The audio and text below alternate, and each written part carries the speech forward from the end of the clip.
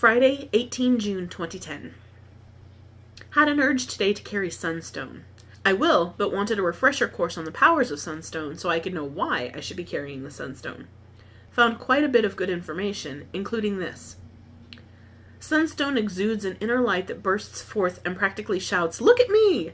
Sunstone will ask you to bring what's inside out. Working with this stone, that is noted for helping expand one's consciousness and creativity, can help you determine not only what your special talents are, but how best to bring them forth and use them for the benefit and good of all. Excellent at banishing fears and phobias of all sorts. A sunstone removes inhibitions and releases feelings of unworthiness. It is also believed to be able to clear away any lingering and unwanted entities or energies that may have attached themselves emotionally or physically to another. Independence and freedom are definitely highlighted in the attributes of this stone. Source: www.controversial.com/sunstone.htm. So I suppose this is to help balance out the moon work I did last night and to protect against and or banish any negative energies or entities that I may have picked up as a result of my working last night. Also, probably most important, is getting rid of that feeling of unworthiness I have. Although it's not truly unworthiness that I feel, I think. More a feeling of unpreparedness or not quite good enoughness. Saturday, 19 June 2010. Just had a conversation with several of my healers/guides. I learned that right now I am mostly accompanied by healers, that they are assisting me. They work on many levels and change according to my needs. I think rather like a team of specialist physicians, for a rather crude approximation. I have had a main Between the Worlds guide who has been with me through much of the spiritual journey of mine. When I asked why this guide came into my life, I received the answer, "Because you called." I cried at such a beautiful answer. Because I called. I don't know when or how, but during this process, at some point, I called out for help, and my Between the Worlds guide came and helped make it possible for me to be able to speak with my guides and spirit companions without always having to meditate. This guide has been the one helping me find the trust in myself, though I have had to do the work. The guide has only been the one pushing and prodding me in the right direction, giving the assist when necessary. Because of the Between the Worlds guide, I have been able to bridge the phases or planes of reality, at least a couple of them. The Between the Worlds guide, as I understand it, often is there to assist after a death, to help the soul adjust. But not as I've read about in my reincarnation books, the guides are telling me. This one, as the name suggests, a rough translation for my brain, helps those who communicate between the worlds of spirit and physical, spiritual and mundane. I believe it was my Between the Worlds guide who appeared to me as Jesus a few months ago, though I did not ask for confirmation of this. I asked how many guides were with me when I was having my conversation, and was told there were 6 with me at that time. 2 main guides, one of whom was a healer, and 4 kind of waiting in the wings. I don't know if they were there for the entire conversation or turned up near the end. I rather felt like they trickled in, drawn in by the communion going on in the room. I did issue a standing invitation, after all, for any friendly, helpful spirit to help. I don't know if these 4, and or all, were there out of curiosity or moral support, or were really working, but I thanked them just the same. I felt honored, privileged, to have so many with me. I asked them if they would mind if I recorded this, to write it while they spoke with me, for I read today that you should keep a journal of interactions with your spirits and guides to refer back to as you develop the ability. And me, well, I like to come back and verify that what I remember as happening was really what happened. Even now, I feel the presence streaming in through my crown chakra. The divine communication link is open, and it is amazing. I wonder how much of this is a result of last night's ritual, and how much is simply a culmination of everything I've been working through the past few months. But it's not really measurable, I know. I feel incredibly calm, accepted, safe. I wish I could also say content, but alas, that emotion eludes me these days. Perhaps one of these days I will find it again. I hold out hope for it. They laugh softly at me. I'm not sure if it's pity or ironic laughter. Perhaps I've never been content and simply fooled myself into thinking I was before. Nevertheless, it is something to strive for. Never be content until you are content. Dreamt this afternoon of entering a room and finding a toad and a large snake. The toad just hopped around, but the snake, as I and someone else were feeding it, leapt at me. It scared me, as snakes normally do in my dreams. I think in the dream I thought it was striking me, but it was really leaping for the food, as once it had the rats we had been carrying and threw down, it ignored us. Normally I wouldn't give it too much thought, but the toad is the first to show up in a dream of mine, and that it showed up in the same room right next to the snake is strange. And this snake wasn't fierce like the mean ones I often dream about, so I'm trying to find information on animal symbolism. The snake's fairly easy, as it shows up a lot, and I've dreamed about them before, but the toad, that one's a big challenge. Snake represents polarity, duality, and the search for balance, intuition, transformation, awareness, healing, protection, rejuvenation, hidden knowledge. Also connection to the shadow worlds, moving in rhythm with natural forces, the practice of finding loving harmony between the physical and ethereal to calmly ease into personal balance with the universal cosmic balance. Those who are drawn to the snake, and vice versa, are gifted at perceiving life through an uncommon lens. Other characteristics of those who are connected to snake energy include a natural ability to balance energies, you're likely a gifted healer, diplomatic and eloquent in areas of speech and writing, dynamically intuitive, often knowing others' thoughts and emotional states without trying, impulsive but not without careful consideration. This may sound paradoxical, but those with the snake totem know what I mean here. Note: original source unclear. This information appears on multiple sites on the internet, with the text always slightly different, with no original source attribution given. Toad represents feelings that make us uncomfortable, and the biological processes of reproduction and transformation. The tadpole to toad process represents conception and birth. I find frog information everywhere, but all the stuff about toads seems to be canned. With the toad symbolism, I'm leaning more toward rebirth, spiritual, and turning my bad experiences into something good, even though I'm going to have to face the uncomfortable feelings again, and again, and again. In the dream, I saw the toad first, then opened the lid to a container and saw the snake. Fairly certain it was a cobra, as I caught a glimpse of what I thought was a hood. Combined, I think, the two are showing me that I will be a force for healing others, but I do have to man up and face my issues. Frog or toad, moving forward in leaps, possibly amongst long periods without apparent progress. Making progress in ways that don't appear to move directly towards a goal, such as through trial and error. Tuesday, 22 June 2010. Playing a game on Facebook, I saw some pictures, all having to do with newborns. I hadn't paid much attention to them before, honestly, but the crib caught my eye because it looked so similar to the one that Dad and I spent so much time looking for last year. We spent hours trying to find the right plans for just the right crib for Daddy to make the crib for my baby. And he never got to start on it because just after the plans arrived we had the miscarriage. Honestly, this memory doesn't hurt nearly as much as I thought it would, and I'm surprised. But then again, I'm also surprised that the memory came up. It was one day, maybe two, out of my entire life, and it wasn't much special, except that I was looking at pictures of cribs to decide on plans. And now, strangely enough, I feel kind of sad that I don't feel sadder about that memory and the loss of the missed opportunity. How strange, feeling bad because I don't feel bad. Strange thing tonight. Since Mike has gone to bed, I've looked out the windows on the south side of the house a couple of times and seen the moon surrounded by clouds. The moon is nearly full and so bright that I can tell that the clouds hem it in on all sides. I'd watched for several moments and noticed that the moon was not being covered by the clouds. The first time it didn't seem all that strange, but the second time it really did, because there it was again, almost like it had been the first time I'd looked out. The moon, with clouds almost touching it, but not quite, forming a triangle around the moon.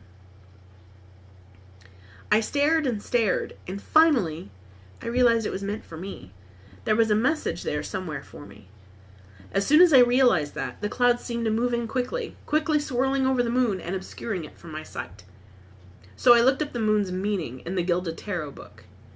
What I picked up was, essentially, this is a time of growth and change, nothing stays the same. Yeah, okay, everything in my life always says that, and that's the nature of life. Quote, it may be that you need to let go of something, a bad habit, a negative thought pattern, a destructive relationship, or an old hurt that is holding you back and stopping you from developing as you need to. You must change your attitudes. You are causing yourself pain. You cannot live in the past, but must continue to grow and face the future. Yeah, okay, I really do think I'm getting over these hurts, but I don't think they can be considered old hurts, as they're only a few months old, and I'm living with them still. Perhaps it's simply that I'm causing myself pain or don't have the right attitude, but what attitude is that? The description of the card also mentions the bat, which is a sign that one needs to sift reality from illusion and know the difference between a true lesson and wishful thinking. If this goes back to my belief that I have been promised that my vision will be restored, I'm having a hard time understanding how that is hurting me. I'm still living my life as though it won't be restored, though having faith, though it sometimes flags, that my sight will be restored. If it's my health, again, I'm not sure. Right now, I just don't know what this belief or wishful thinking would be. Hoping for a baby? Again, I was told I'd have a child, though I don't know now if it meant I would bear the child or adopt or what. I'm trying to make peace with the possibility of never giving birth. In all things, I'm holding out the hope and the faith, but carrying on as though they may never happen. Not because I don't have faith, but because of the faith. I carry on each day hoping for the change, the improvement. So maybe that's the problem. I'm not living each day for its own experience. But even before, nearly every day was lived in hope of better things to come, wasn't it? Hoping for a child, hoping for Mike to have a job. But maybe that's the problem. Maybe I've always been looking forward to things to bring me happiness instead of finding happiness. But that's not quite right. Deep down, I've always been ultimately happy with my life, only right now I'm not. And right now I'm not because I feel isolated sometimes and overworked. Neither on its own is bad, but the two in combination are dangerous for me. So the ultimate lesson, the sign the moon was bringing? I'm not sure. Here's more from the book. The moon is a fortuitous card for writers and artists. It indicates bringing ideas from the subconscious to manifest as works. Artists call on their most painful experiences to inform their work, and writing down or drawing your problems may help to expiate them. Spiritually, this card calls on you to pay attention to what your dreams are trying to tell you. This is an excellent time to develop your psychic skills. You will be more intuitive than usual and should trust your instincts. Regarding the journey of the Fool/Odin, the Fool is engaged in the outward spiral of his initiatory process and has been following the pale light of the star as his guide through the labyrinth. On a magical level, the moon influences and represents the collective sea of the unconscious that contains and feeds all the experiences of humankind, communicated only by symbol and legend. The Fool realizes that though his journey has been an individual one, it is reflected in the journey of all souls. His own experience has contributed to the evolution of humanity as a tiny part of the whole. Something I believed for a long time, we are all important, but Becca had to remind me of a couple of weeks ago. My experience has contributed to the evolution of humanity as part of the whole, and my part is still to be bigger. I have more to do. Wednesday, 23 June 2010. An episode of an old TV show I watched yesterday helped trigger me crying myself to sleep.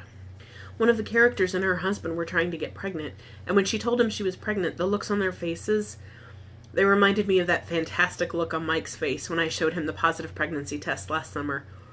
So tonight, I've watched a few more episodes, and the couple experienced a miscarriage.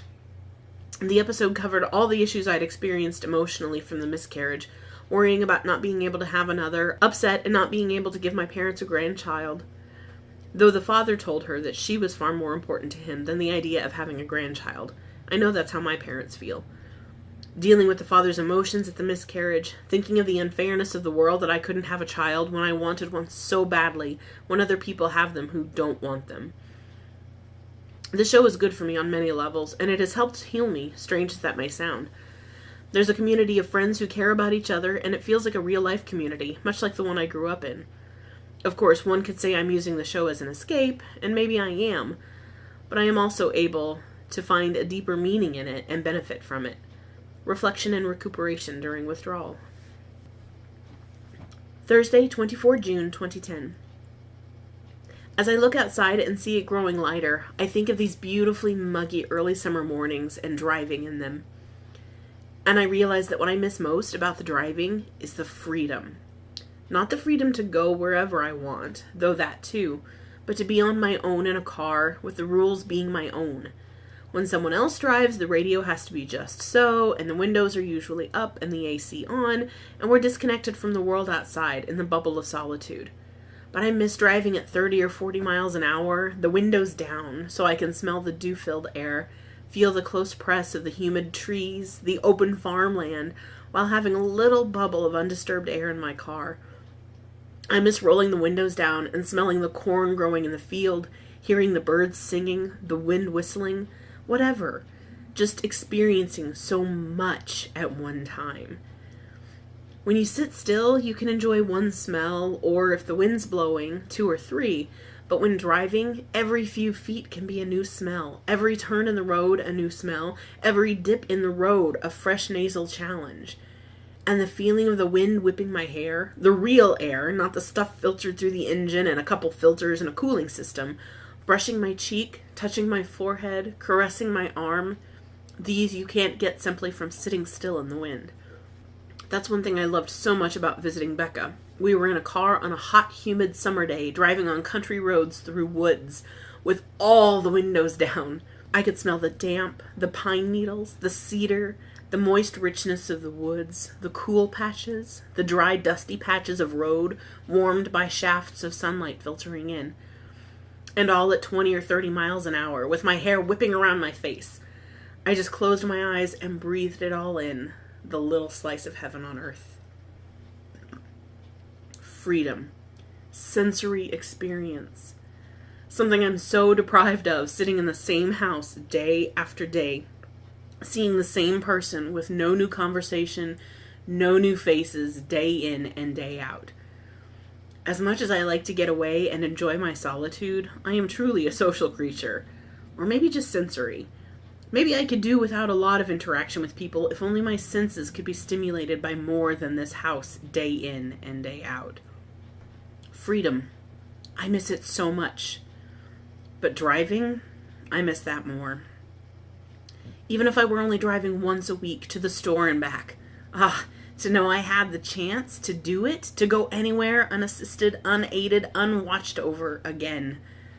I'm cloistered, supervised, chaperoned, or on house arrest. It's not all that abysmal, but I just long for a little bit of freedom, of independence. No, that's not right.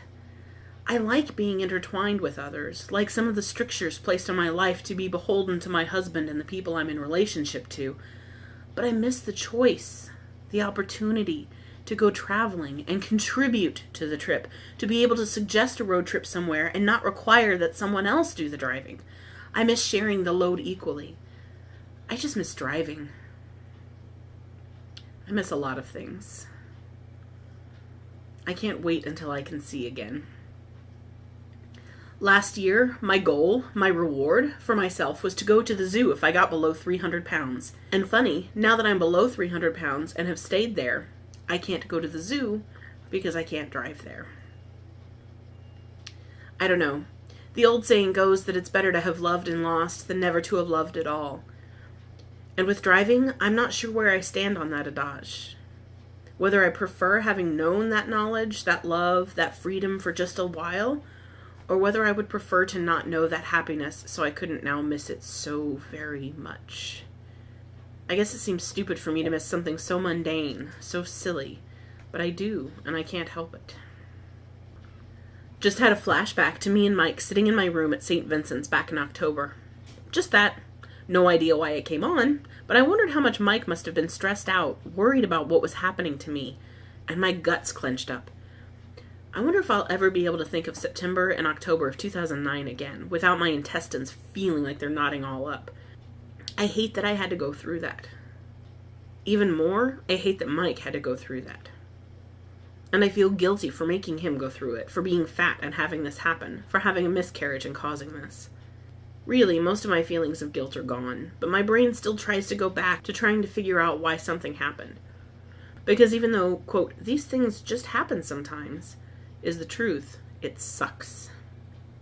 I'm torn between never wanting to remember those days again and wanting to without feeling terrible and nervous about them. I try to tell myself that the days are over and that the memory of them can't really hurt me now, but I know what I'm really afraid of is going through it again. Though at the time the uncertainty was the worst, not knowing what in the world was wrong, hoping and praying for answers.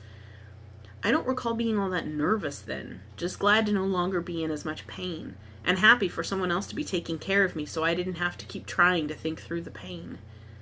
So why the anxiety now when I just get a 1-second flash of that room at the hospital? Will I ever be able to sit in a hospital without feeling nervous and agitated? I just still get so scared sometimes, and I don't know why. Saturday, 26 June, 2010.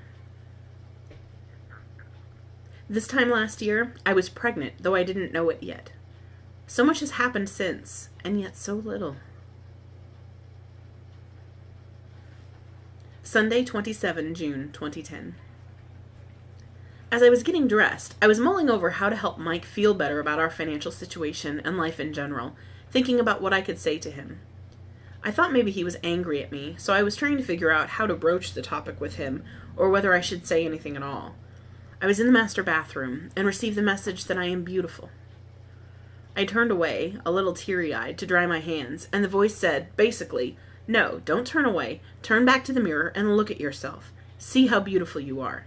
You are beautiful, even if you don't believe it. Just look at yourself and know you are beautiful. You are beloved. I nodded and forced myself to look at my reflection. Finally, my eyes were directed toward my abdomen, and the voice said, one day, a child will grow there. But for right now, you need to help your husband. Now is the time for your husband. And I got the urgency to actually walk away from the mirror right then and seek out Mike. I found him outside, on the patio. I saw that his eyes were red, crying or nearly crying from worry. I stood on the front doorstep and put my arms around his shoulders.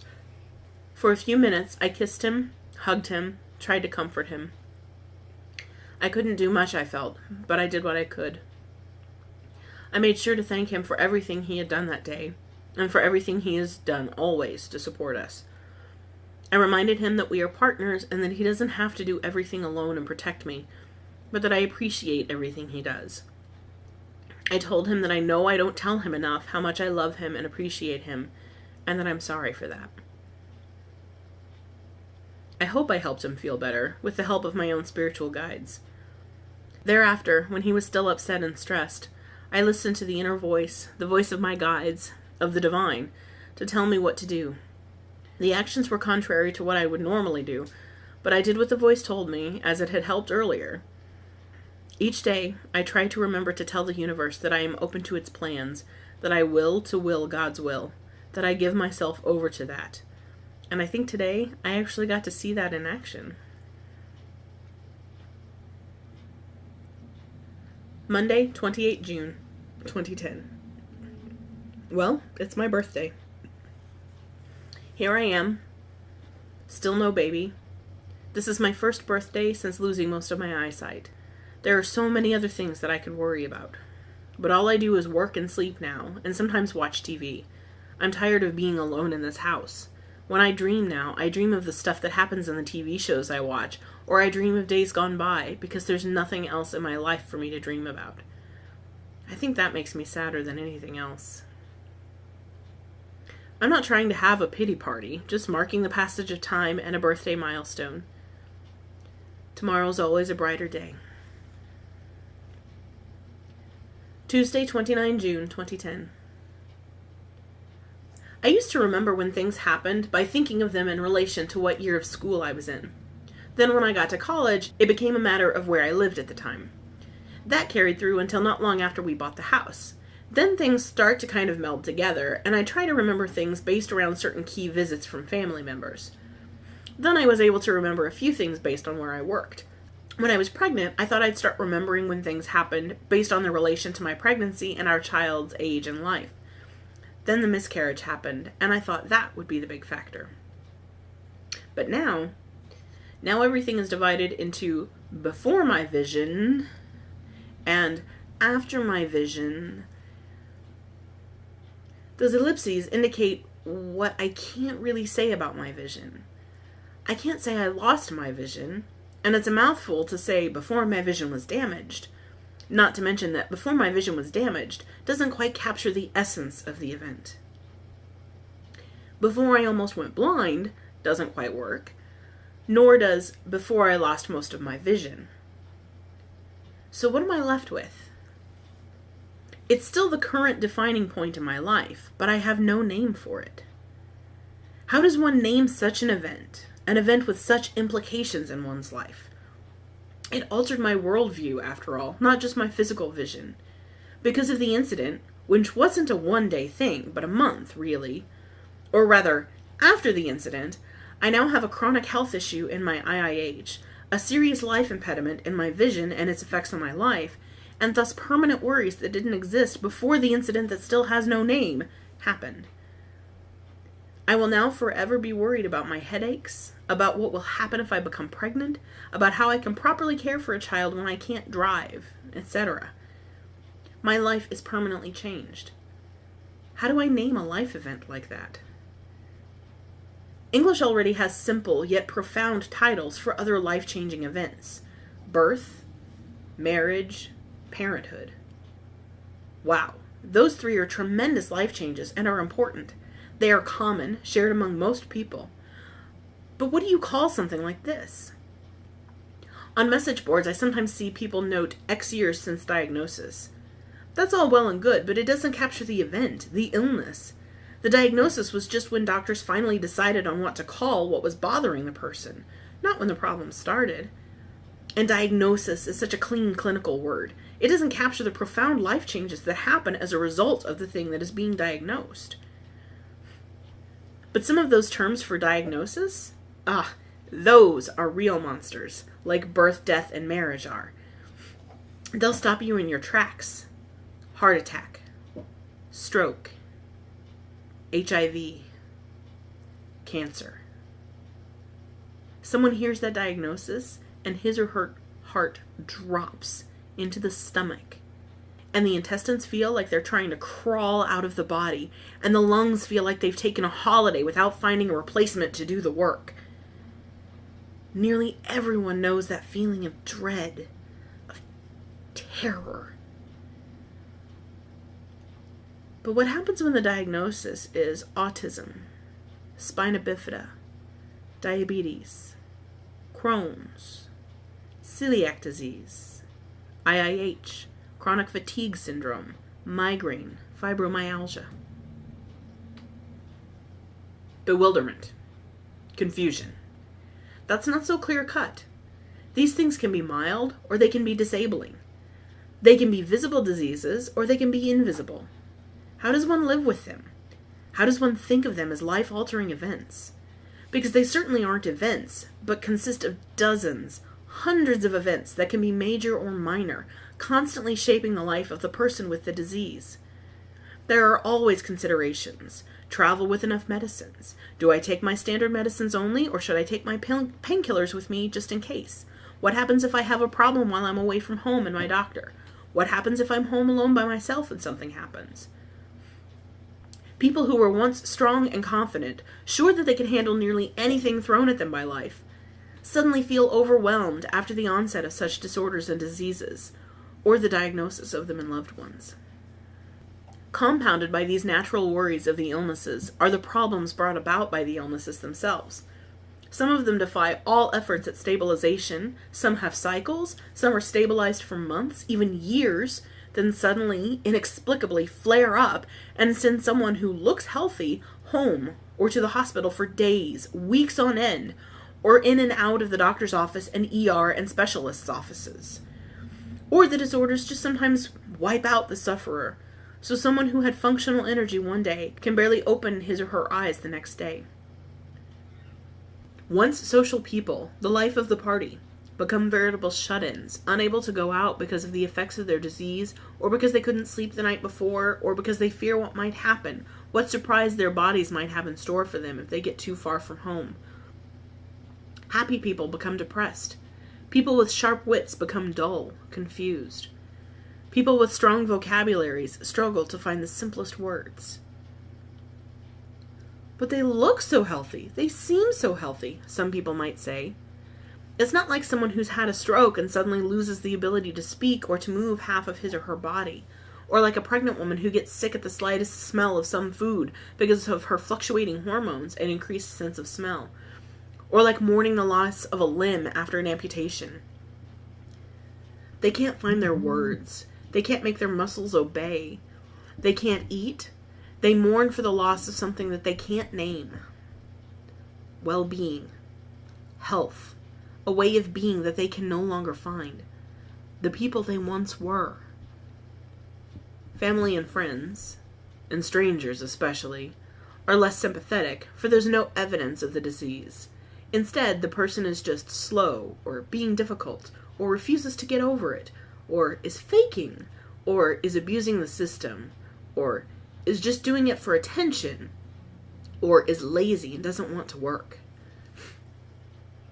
Only you can know what else you've said about the people who park in a handicapped parking spot at the store, but then get out of their cars and seem to be perfectly fine. We've all done it. Judged. I've done it. Back before this happened to me, I did it. Sometimes I still catch myself saying things.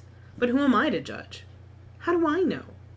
Because my sight is so limited, I qualify for handicap plates and hang tag, though I've put off getting them. Certainly, if someone saw me getting out of a car and walking into a building, he'd never think I needed such a tag. But on days when it's really cloudy or rainy or snowy or icy, I wish I had one of those tags because I have a very difficult time with contrast and picking my way across a wet or snowy parking lot. And if I could reduce that walk from 300 feet to just 50, I could tremendously decrease my heart rate, my fear, my panic, my companion's impatience, the time to get to the door and into the relative safety of the building. All these things become concerns for the person who has a diagnosis, but not an event, as a life-altering event, as a rite of passage, right down to worrying about what others are saying behind his or her back about him or her and the condition, and the way the person chooses to cope with that situation, that diagnosis. Many of us have dates we will never forget. Turning points in our lives. The day I almost died, my first kiss, the day my first child was born, the day I lost my father, the day my house burned down. But many of us also struggle to pinpoint just where, just when, our lives really changed.